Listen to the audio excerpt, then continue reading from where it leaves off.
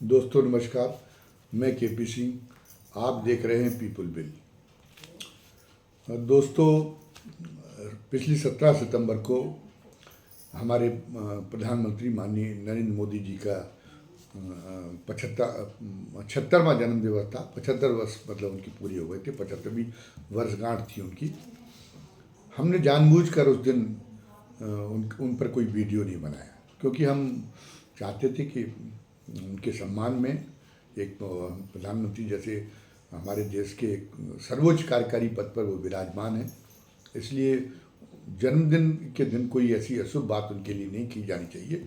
और आलोचना भी, भले ही वो कितनी भी स्वस्थ क्यों ना हो, लेकिन वो भी एक शिष्टाचार के खिलाफ मानी जाती, वो भी एक अशुभ की कोटि में उसको भी गिना जाता है। तो इसलिए हमने परहेज किया कि हम उनके ऊपर उसी दिन 17 सितंबर को कोई वीडियो बनाए।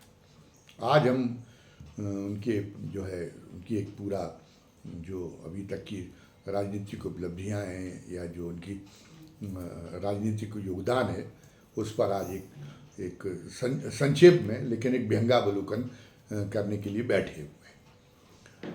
अमेरिका के राष्ट्रपति डोनाल्ड ट्रंप मोदी जी के मित्र हैं। मोदी जी भी उनको अपना बहुत अच्छा दोस्त बताते हैं, और वो भी चाहे जितने टैरिफ भारत पे थोपें ट्रंप, लेकिन ट्रंप भी कहते कि उनका जो है उनका और मोदी जी का संबंध बहुत घनिष्ठ है, वो उनके सबसे नज़दीकी मित्र हैं। अभी उन्होंने ये कहा भी है कि मैंने भारत को भी नहीं बख्शा, जिसके जो प्रधानमंत्री नरेंद्र मोदी के साथ में उनका इतना अधिक याराना है, तो मैंने उसको भी टैरिफ के मामले में नहीं बख्शा, तो अन्य देशों को मैं क्यों बख्शूँगा। रूस से अगर आप तेल खरीदते हैं तो उसमें मैंने भारत को, जो मेरा इतना सगा है, उस तक को, मोदी जी मेरे जो इतने सगे हैं उन तक को अपने मैंने जो है उनको भी, उनके लिए भी एक प्रताड़नात्मक कदम उठाए, उन पर भी टैरिफ लगाए। तो फिर मैं अन्य किसी देश को तो बख्श ही नहीं सकता। तो इससे पता चलता है कि उनके संबंध कितने गहरे हैं, उनके संबंध कितने नज़दीकी के संबंध है, कितने घनिष्ठता के संबंध हैं। अब इस नाते अगर मोदी जी की और ट्रंप की कोई तुलना की जाए तो अन्यथा नहीं हो। ट्रंप जो है 2016 में पहली बार अमेरिका के राष्ट्रपति चुने गए थे, और 2020 में वो हार गए थे। तो 2016 में चले गए थे, इसका मतलब लोग उनको चाहते थे, और 2020 में जब वो पराजित हुए थे तो उन्होंने पराजय स्वीकार नहीं किया था। और सही बात ये थी कि वो उसमें जो तकनीकी आधार पर ये उनको सत्ता से बाहर किया गया था, और कई चीज़ें ऐसी थी जो जिनसे ये पता चलता था कि उनको समर्थन पर्याप्त मिला था। इसके 2020 में भी उनको समर्थन पर्याप्त मिला था, इसीलिए वो ये मानते थे कि हमारा अभी भी सत्ता पर नैतिक अधिकार है। और उन्होंने 2020 के चुनाव परिणामों के बाद में थोड़ा तमाशा भी किया था, जिससे अमेरिका के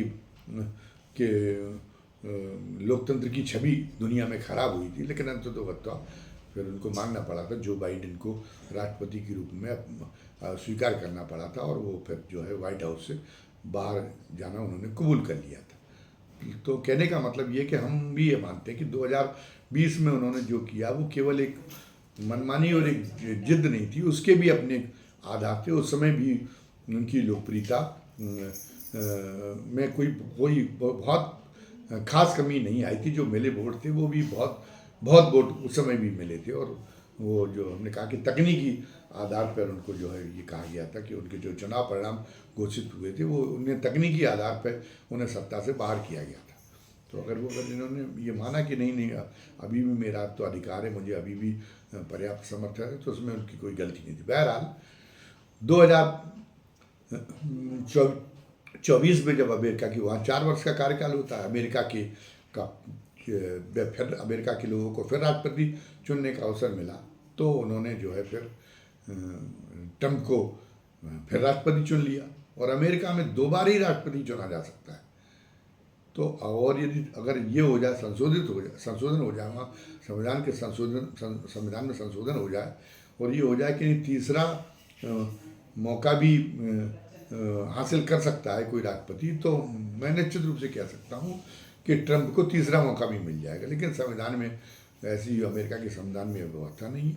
तो ये मैं सब इसलिए बता रहा हूँ कि अमेरिका में अगर हम मोदी जी को भारत में बहुत लोकप्रिय समझते हैं, तो उनके मित्र ट्रंप भी कम लोकप्रिय नहीं है। कम अमेरिका के लोगों के मन में उनके प्रति भी कम चाहत नहीं है। वरना 78 वर्ष की उनकी उम्र हो गई थी जब वो 78 या 77 वर्ष की उम्र हो गई थी, तो 2024 में उन्होंने उनको फिर से एक बार राष्ट्रपति चुना था मतदाताओं ने। तो ये तो बहुत उम्र होती है, 77-78 वर्ष की उम्र। उस समय पे उम्र के आधार पर उनके जो है उनके समर्थन के अंक कम हो जाने चाहिए थे, लेकिन उनके प्रति वो जो समर्थन का जज्बा है वो लोगों में कम नहीं हुआ। तो ट्रंप की भी अमेरिका में ये मानना पड़ेगा कि ज़बरदस्त लोकप्रियता। अगर मोदी की हम मानते कि बहुत लोकप्रियता है, तो ट्रंप की भी ज़बरदस्त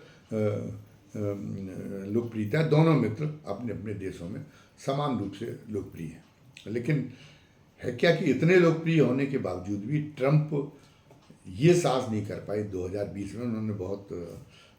उनके साथ में कई दलीलें थी जो उनके पक्ष का समर्थन करती थी, लेकिन वो उसको सिस्टम को बाईपास करके वो फिर राष्ट्रपति पद पर बने नहीं रह पाए। ट्रंप को गद्दी छोड़नी ही पड़ी 2020 में। उन्होंने ये वहाँ का था, ये वहाँ की सिस्टम की मजबूती थी।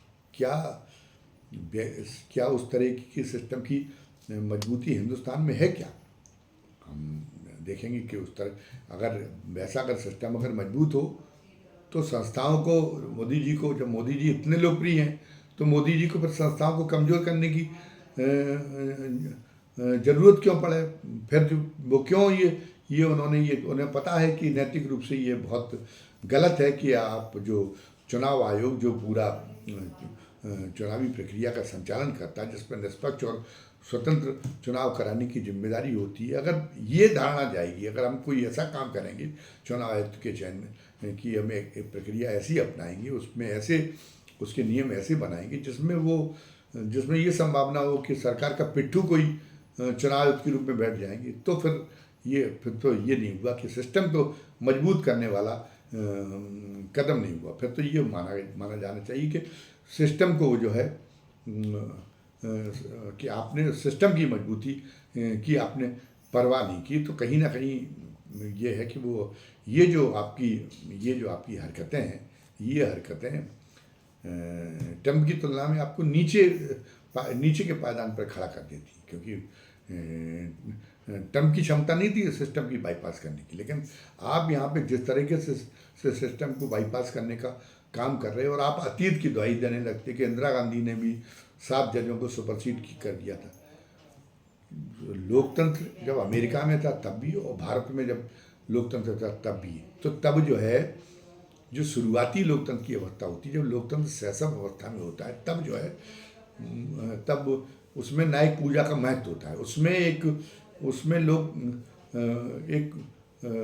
एक महान मानव की एक छवि जिस नेता में देखते हैं, उसको जो है लोग सत्ता सौंपते, क्योंकि वो शैशव अवस्था में डरा हुआ होता है। जो मतदाता है वो डरा हुआ होता है, मतदाता का आत्मविश्वास मजबूत नहीं होता, वो सोच नहीं पाता कि क्या हम जो है हमारे वोट से सरकार बदल सकती है, क्या हम अपने वोट से जिसे चाहें उसे सत्ता सौंप सकते हैं। उसमें वो आत्मविश्वास नहीं होता। उसे बताया जाता कि नहीं, ये आपके वोट से ही अब तो बनेगा, बुलेट से नहीं ताकत बनेगी, सत्ता नहीं बनेगी, अब वोट से सत्ता बनेगी। लेकिन वो अकबकाया सा रहता है जब वो जो है वो उस अवस्था में होता है, जब शैशव अवस्था में लोकतंत्र होता है। इसी कारण से लोहिया जी ने गैर कांग्रेसवाद का नारा दिया था, क्योंकि शुरू में तो कांग्रेस को केवल इसी आधार पर वोट मिल रहे थे कि लोग ये मानते थे कि भले ही सबको हमें भी वोट का अधिकार मिल गया हो, लेकिन हमारे वोट से सत्ता नहीं बदलेगी, और सत्ता इसलिए कांग्रेस की सत्ता बदल ही नहीं सकती। तो लोगों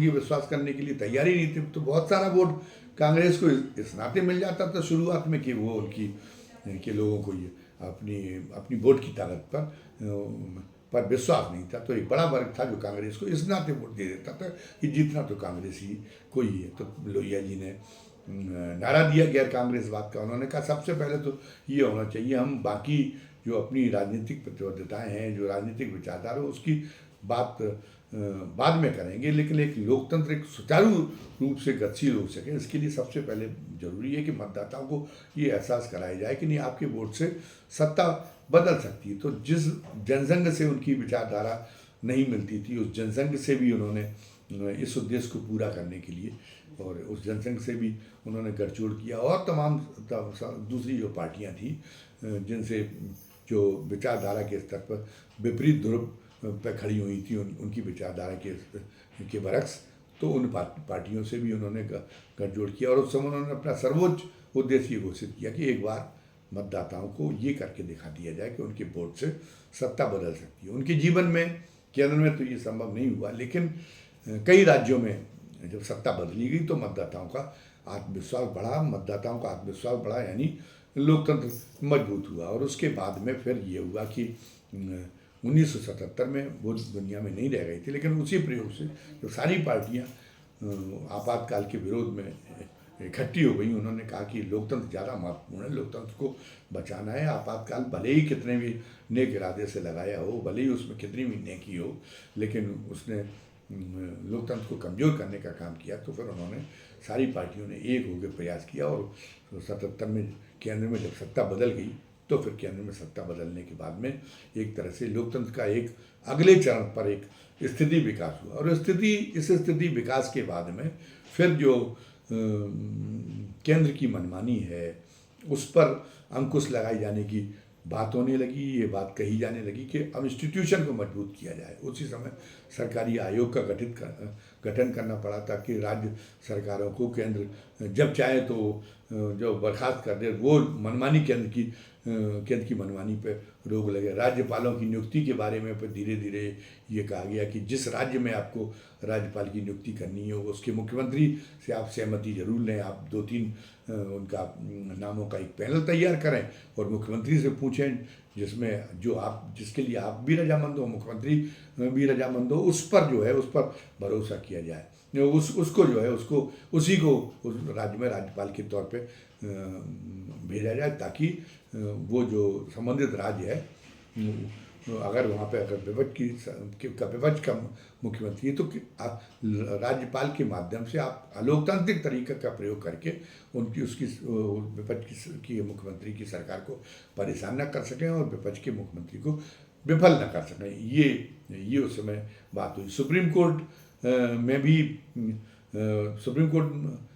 ने भी उस समय सरकार के खिलाफ फैसला, सुप्रीम कोर्ट की भी एक मान्यता बढ़ी, और सुप्रीम कोर्ट ने जहां ये लगा कि सरकार केवल एक व्यक्तिगत स्वार्थ के लिए कोई एक कानून बनाना चाहती, तो उस पर सुप्रीम कोर्ट ने अंकुश लगाने का काम किया है। संस्थाएं मजबूत हुई तो फिर सुप्रीम कोर्ट के माध्यम से, जबकि उस समय तो ये सवाल उठा था जब ये था कि उम्मीदवार को, जो लोकसभा और विधानसभा के जो चुनाव लड़ते हैं, उन उम्मीदवार को अपने नामांकन पत्र के साथ में एक शपथ पत्र इस बात का दाखिल करना पड़ेगा कि उनकी परिसंपत्तियाँ, उनके जो बिल्कुल परिवार के नज़दीकी लोग हैं, उनकी क्या परिसंपत्तियाँ हैं, क्या उनकी आय है, उनके खिलाफ कितने मुकदमे दर्ज हैं या नहीं हैं, तो उसका भी उल्लेख करें। उनकी शैक्षणिक योग्यता क्या है। तो उस पर चंद्रशेखर जी ने उस समय सवाल उठाया था कि ये तो सुप्रीम कोर्ट ने कानून बना दिया, जबकि कानून बनाने की शक्तियाँ तो संसद में, सुप्रीम कोर्ट में नहीं है। तो सुप्रीम कोर्ट ने स्पष्टीकरण दिया था कि नहीं, हमने कोई कानून नहीं बनाया है, आपने जो कानून बनाया है सूचना के अधिकार को, हमने उसी कानून को जो है व्याख्यात किया है, उसी कानून को और विस्तार प्रदान करते हुए, और उसी के तहत हमने ये नियम बनाया, तो इसको स्वीकार कर लिया गया। तो कहने का मतलब ये कि संस्थाओं को एक मजबूत करने का एक जो काम एक शुरू हुआ, तो वो एक सिलसिला चल रहा था। और इस बीच में गठबंधन की सरकारों का भी एक दौर आया, लेकिन संस्थाएं मजबूत थी। तो गठबंधन की सरकारों में ये देखा गया कि प्रधानमंत्री को जो सहयोगी दल थे वो ब्लैकमेल करने की कोशिश करते थे, लेकिन उन स्थितियों के बावजूद भी देश इसलिए सलामत रहा, देश अपनी पटरी पे इसलिए चलता रहा क्योंकि संस्थाएं हमारी मजबूत थी। उसी तरीके से जिस तरीके से ब्रिटेन में और अमेरिका में मजबूत है। आज ब्रिटेन का लोकतंत्र 336 वर्ष का हो गया है। तो वो, लेकिन वो 336 और आज भी उस पर कोई खतरा नजर नहीं आ रहा। उसकी वजह क्या है कि वहाँ इंस्टीट्यूशन मजबूत है। अब वहाँ जब लोकतंत्र ने पर्याप्त विकास कर लिया तो वहाँ व्यक्ति पूजा, न्यायिक पूजा का महत्व तो समाप्त हो गया कि नहीं, एक व्यक्ति के भरोसे देश चल रहा है। ये इस भावना से लोग उभर गए और लोगों ने इंस्टीट्यूशन पर, अपनी संस्थाओं पर विश्वास करने को शुरू किया। अमेरिका का लोकतंत्र भी 236 वर्ष पुराना हो गया, लेकिन भारत का लोकतंत्र तो 75-76 साल में ही लड़खड़ाने लगा। यहाँ तो जो मोदी जी जो काम कर रहे हैं, वो मोदी जी तो संस्थाएं को जो है कमज़ोर करने का काम कर रही है। उनकी एक विचारधारा जो अभी देश में एक सामान्य तौर पर स्वीकृत विचारधारा रही है, उससे एक अलग रही है। तो लेकिन उस विचारधारा के आधार पर उनको जनादेश मिला है, तो उस विचारधारा की, जब उस विचारधारा के पक्ष में जनादेश, तो उनको उस विचारधारा की पूर्ति के लिए उनको नैतिक अधिकार है कि वो काम करें, वो उस ढंग से व्यवस्थाएं बदलें। लेकिन इंस्टीट्यूशन को कमज़ोर करना, जिससे और एक व्यक्ति पर आश्रित कर देना, ये एक स्वीकार नहीं हो सकता। क्योंकि फिर तो आप कल्पना नहीं कर सकते कि आपका लोकतंत्र भी जैसे ब्रिटेन में 336 वर्ष से जिंदा है, जैसे जो है वो अमेरिका में 236 वर्ष से जिंदा है, आपका लोकतंत्र इतनी लंबी उम्र तय कर पाएगा। ये तो फिर तो ये इसके लिए तो ये इस तरह की कल्पना कर पाना, इस तरह का विश्वास संजो पाना, ये तो एक बहुत मुश्किल हो जाएगा। तो अब ये बात हो रही है, तुलना के मामले में ये बात हो रही है कि अभी भी जैसे इतने अपार बहुमत से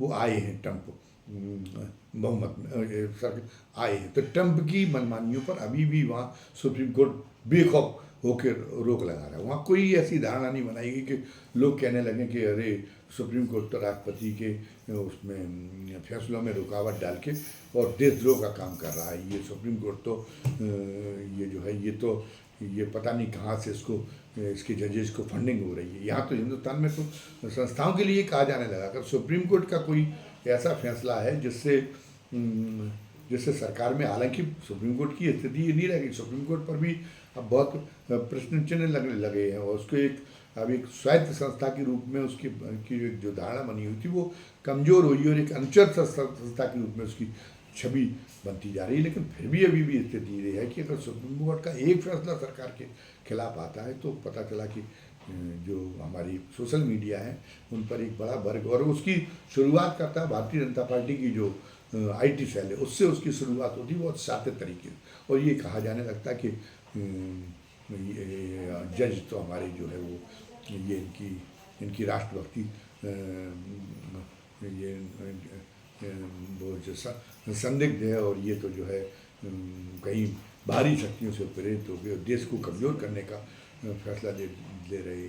विपक्ष के लिए कहा जाने लगा कि विपक्ष का काम तो आलोचना करनी, दुनिया भर में विपक्ष का यही काम है, वहाँ तो मीडिया का भी यही काम है। लेकिन अगर मीडिया के किसी वर्ग में हो जाए तो वहाँ पे भी एक तो यहाँ पे उनको भी देशद्रोही करार दिया जाने लगा। जो अगर विपक्ष है, विपक्ष की ज़रूरत ही क्या है, तो वो जो है वो उसको भी करार दिया जाने लगा है। तो हमारा कहने का मतलब ये कि जब आप ट्रंप से तुलना करते हैं तो आप ट्रंप से तुलना करने पे आप ये देखें कि अगर उनसे कुछ सीख ली जाए, अगर ये दोनों के भीतर ये देखा जाए कि दोनों दुनिया के महान लोकतंत्र, इसलिए दोनों के महान नेता एक जैसे पायदान पे खड़े हैं, तो क्या ये इसको सच माना जा सकता है? इसको इसलिए सच नहीं माना जा सकता कि ट्रंप की हिम्मत नहीं कि इंस्टीट्यूशन को कमज़ोर कर दें। ट्रंप को लोग इतना लोग चाहते हैं अमेरिका में, इसीलिए तो वो दूसरी बार राष्ट्रपति बन गए। और हमने ये कहा कि वो 2020 की भी टेक्निकल हार थी उनकी, वरना वो 2020 में भी रिपीट होने वाली थी। तो जिसकी इतनी ज़बरदस्त अपने लोगों के बीच में पकड़ है, वो ट्रंप की भी वही लोग तो आलोचना करते हैं जहाँ पे वो देखते, क्योंकि लोकतंत्र का तो मतलब ही ये है कि लोग किसी सरकार को चाहे जितना चाहते हो, किसी नेता को चाहे जितना चाहते हो, लेकिन उसको वो निरंकुश ना होने दें। वो उस नेता को ये एहसास बनाए रखें कि अगर आप कोई ऐसा काम करने जा रहे हैं जिसका जस्टिफिकेशन करने में बहुत मुश्किल है, तो हम आपको इस काम से आपको टोकेंगे, आपको इस काम से रोकेंगे। ये बनी हुई है वहाँ पे अमेरिका में ट्रम्प की इतनी लोकप्रियता के बावजूद भी, इसलिए मीडिया में भी वहाँ पे आलोचना होती है, वहाँ पे सुप्रीम कोर्ट भी और अन्य संस्थाएं भी जहाँ जो उनकी जिम्मेदारी वो भी जो है उनके फैसलों पर उंगली उठा देते। लेकिन यहाँ पर तो फैसलों पर उंगली उठा देने की स्थिति आपने लगातार समाप्त कर दी। आप में क्या मोदी जी में ये हिम्मत हो सकती है कि ट्रम्प की तरह कि वो सत्ता से बाहर हो गए एक बार, और सत्ता से बाहर हो जाने के बाद में फिर दोबारा वो सत्ता में जीत गए? क्या मोदी जी के अंदर ये विश्वास हो सकता है कि हम वास्तव में फेयर एंड फ्री इलेक्शन कराएं, भले ही हम सत्ता से बाहर आ जाएं? क्योंकि हमने तो इतना काम किया है, हमारी विचारधारा के प्रति तो हमारी विचारधारा की तो इतनी स्वीकृति है कि हम एक बार हो भी जाएंगे तो हम अगले 5 साल बाद वापस आ जाएंगे, या हो सकता है कि अगली सरकार पूरा कार्यकाल ही पूरा नहीं कर पाए। लेकिन मोदी जी में ये विश्वास नहीं हो सकता, इसलिए वो जोखिम उठाने के लिए तैयार नहीं, वो सत्ता से में बने रहना चाहते, चाहे उसके लिए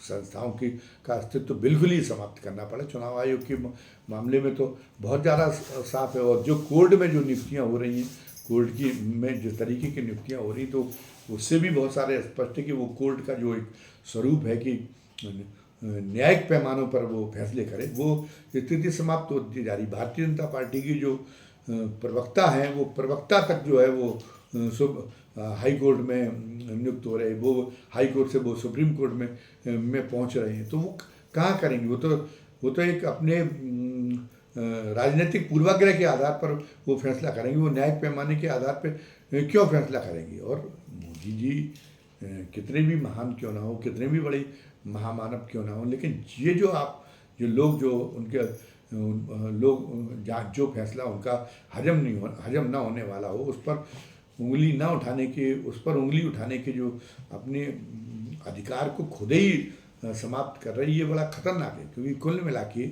हम उनकी बहुत दीर्घायु की कामना करते हैं, हम तो सोचते हैं कि वो 1000 वर्ष जिए, लेकिन सब जानते हैं कि सृष्टि का एक नियम है कि जो व्यक्ति एक आया है उसको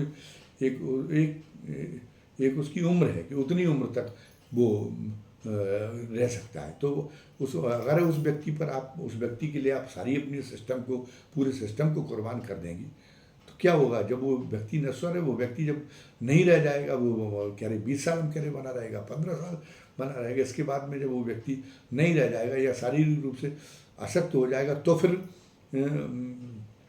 देश कैसे चलेगा, व्यवस्था कैसे चलेगी? माना कि मोदी जी की नीयत में कोई खोट नहीं है, लेकिन जब आपने एक रास्ता बना दिया कि जो कुर्सी पे बैठेगा उसको आप पूरी निरंकुशता का पूरा अधिकार प्रदान किए हैं, तो क्या गारंटी है कि मोदी जी का जो अगला एक उत्तराधिकारी आएगा, वो मोदी जी का उत्तराधिकारी जो है वो इतना वो उनकी तरह ही राष्ट्रीय हित के प्रति एक निष्ठावान होगा? तो आपने तो एक ऐसा तरीका विकसित कर दिया कि उस पर तो कोई बहुत उच्छृंखल नेता भी उस कुर्सी पर विराजमान होकर और फिर वो जनता के लिए बहुत दुर्भाग्यपूर्ण स्थितियों में जनता के लिए दुर्भाग्यपूर्ण स्थितियाँ बहुत ज़्यादा पैदा कर देते। तो ये बहुत बड़ा खतरा है मोदी जी को। तो अब ये भी नहीं कि उनको तो अपनी पार्टी में भी चाहिए, उस उम्र के इस पड़ाव पर उसमें भी निरंकुशता चाहिए। वो पार्टी में भी धीरे धीरे सारे जो अपने कद के जो नेता हैं, जो अनुभवी नेता हैं, जिनकी अपनी पहचान है, उन सबके भी उससे भी उनकी इतनी रिश्ता है। उनकी निरंकुशता को तो लोगों की जो उनके अंध समर्पण की जो प्रवृत्ति है, तो उसने उनकी निरंकुशता को इतना बढ़ावा दिया है कि वो तो अपनी पार्टी के भी शुभचिंतक भी नहीं रह गए, पार्टी में भी उन सबका सफाया करते जा रहे हैं इस दिशा में, जो उनके जितना नहीं तो एक खास एक पहचान जनता के वर्ग में रखते। वो उन सबके वो भी चिल्ला रहे हैं, नितिन गडकरी भी चिल्ला रहे हैं कि मेरे खिलाफ जो मेरे बेटे के खिलाफ जो खबरें छप रही वो पैसे लेके छप रही है। और उनका इशारा किस तरह पर सब जानते हैं। एक एक करके उन्होंने 75 वर्ष की उम्र में, खुद तो 75 वर्ष की उम्र में रिटायर हुए नहीं, लेकिन जो पर्याप्त ऊर्जावान लोग थे और जिनके अनुभवों से देश को काफ़ी फायदा मिल सकता था, उनको जबरिया आपने उनको रिटायर कर दिया। और फिर उनका जो मार्गदर्शक मंडल बनाया, तो उनके मार्गदर्शक मंडल की एक आध बार से उस मार्गदर्शक मंडल से साल में एक आध बार सलाह ले लिया करें, वो सलाह और उनकी उपयोगिता असंदिग्ध है उनकी सलाहों की, क्योंकि उनका एक पर्याप्त अनुभव है। तो वो भी आप नहीं कर रहे, तो अहंकार की, तो आप अपने अहंकार में अपनी पूरी पार्टी के सिस्टम का भी बलिदान किए दे रहे हैं और पूरी व्यवस्था का भी बलिदान किए दे रहे हैं। अगर आपको लगता तो ये है कि कुल मिला के हमने तुलना में भले ही बताया हो कि आप ट्रम्प की तरह आप भी अपने देश में लोकप्रिय हैं, लेकिन हमें ये लगता है कि हम तो मान रहे हैं कि वो लोकप्रिय हैं, लेकिन मोदी जी को खुद अपनी लोकप्रियता में भरोसा नहीं है। वरना जब उन्होंने नियम बनाया था 75 वर्ष का जो है 75 वर्ष की उम्र में एक परंपरा बनाई थी कि राजनीति से रिटायर हो जाएगा चाहे कोई हो, तो उन्होंने वो जो रघुकुल रामचरितमानस का भी जगह जगह उद्धरण देते हैं, वो तो उनको तो रामचरितमानस के उस उद्धरण को ध्यान रखना चाहिए था। रघुकुल रीत सदा चली आई, तो वो रीति जो है प्राण जाए पर वचन न रही, तो वो वचन जब उन्होंने कह दिया था 75 वर्ष की उम्र की, ये बता दिया था कि उम्र में हर एक किसी को रिटायर होना पड़ेगा, तो उनको पेशकश कर देनी चाहिए थी 17 सितंबर को अपने इस्तीफे की बाद में। और अगर उनकी लोकप्रियता सच्ची होती तो वो इस्तीफे की अगर पेशकश करते तो लोग जो है होना ये चाहिए था कि लोग सड़कों पर उतर आते, उन्हें पद पर बने रहने का आग्रह करने के लिए हुआ। रामकृष्ण हेगड़े ने जब पद छोड़ा था तो लोग कितने उस समय पे कितने जो है कर्नाटक में कितने लोग सड़कों पे उतर आए थे। वो एक सच्चे लोकप्रिय नेता थे, तो लोगों ने देखा कि उनका जो है त्यागपत्र लोगों को उनके त्यागपत्र वो लोगों के लिए बहुत बड़ा एक सदमा बन गया था। तो अगर आपकी लोकप्रियता होती तो आप भी सोचते कि लोगों के लिए बहुत बड़ा सदमा बन जाएगा, फिर आप भले ही पद में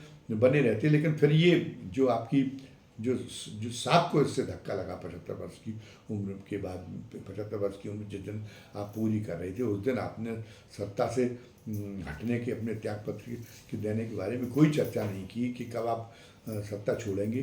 तो ये जो है आप अपनी कही हुई बातों में फंस गए और ये आपकी साख को इससे बहुत बड़ा धक्का लगा। आप ये प्रयोग करके आजमाते तो, अगर हमने कहा कि नहीं, रामकृष्ण हेगड़े के टाइम पे ये प्रयोग हो चुका है, लोग सड़कों पे आ गए थे, आप भी ये प्रयोग करके देखते तो हो सकता है कि आपको सत्ता से जान ही नहीं पाता। तो आप इस मामले में ट्रम्प से पीछे, ट्रम्प तो एक बार सत्ता छोड़ने के बाद में और फिर जो है फिर अगली बार वो इतनी उम्र दराज होने के बावजूद भी सत्ता में आने को मौका मिल गया, क्योंकि उनकी लोकप्रियता कहीं ना कहीं पक्की है।